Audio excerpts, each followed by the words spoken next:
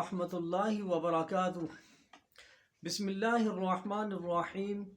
اللہم صل علی سیدنا محمد وعلی آل محمد۔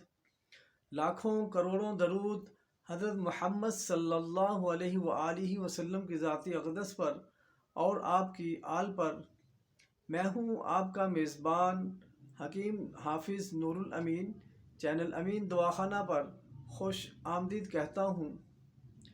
ناظرین، آج کی میری ویڈیو ضعف گردہ سے متعلقہ ہے۔ ضعف گردہ کی وجہ سے پاؤں پر جو سوزش آ جاتی ہے، انشاءاللہ العزیز ابھی جو نسخہ بتانے جا رہا ہوں، اس کے استعمال سے سوزش گردہ ختم ہو جاتی ہے، اور اس کی وجہ سے جو بلڈ پریشر وغیرہ وجود میں آ جاتا ہے، اللہ کے فضل و کرم سے اس سے بھی شفا یابی حاصل ہو جائے گی، اور معدے کے جو مسائل ہیں وہ بھی کافی حد تک اس سے سالو ہو جائیں گے۔ تو ناظرین، جو حضرات میرے اس چینل پر نئے ہیں وہ میرے اس چینل کو سبسکرائب ضرور کر لیا کریں، تاکہ ہر آنے والی ویڈیو آپ تک پہنچ سکے۔ میری اس ویڈیو کو لائک، کمنٹ اور شیئر ضرور کر دیا کریں، تاکہ دوسرے احباب جو ہیں وہ بھی اس سے فائدہ حاصل کر سکیں۔ تو ناظرین، اب آتے ہیں نسخہ کی طرف۔ اجزاء نوٹ فرما لیں۔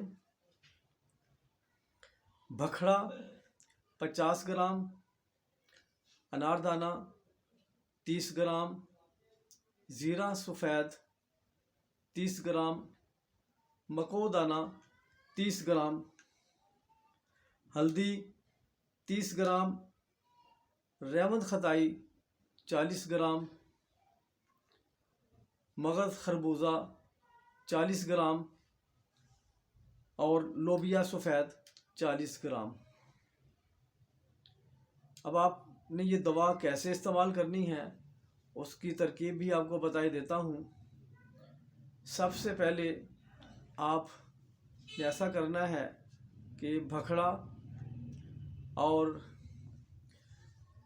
اناردانہ اور زیرہ سفید یہ آدھی آدھی چمچ لے کر 2 گلاس پانی کے اندر رات کو بھگو دیں۔ صبح اٹھ کر اس کو آگ پر، چولہے پر چڑھا کر اس کو بوائل کر لیں۔ جب آدھا گلاس پانی کا رہ جائے تو جو اوپر میں نے دوا ابھی بتائی ہے اس کو پاؤڈر کر لیں، اور 00 جو کیپسول ہے، یعنی کہ فل سائز کیپسول، وہ بھر لیں۔ ایک کیپسول صبح خالی پیٹ، ایک کیپسول شام کو عصر کی نماز کے بعد بھی تقریباً پیٹ خالی ہو جاتا ہے، تو اس وقت جو شاندہ کے ساتھ اس کو استعمال کریں۔ انشاءاللہ العزیز اللہ کے فضل و کرم سے ضعف گردہ اور سوزش گردہ یہ 1 ماہ کے اندر انشاءاللہ العزیز ختم ہو جائیں گی۔ السلام علیکم ورحمۃ اللہ وبرکاتہ۔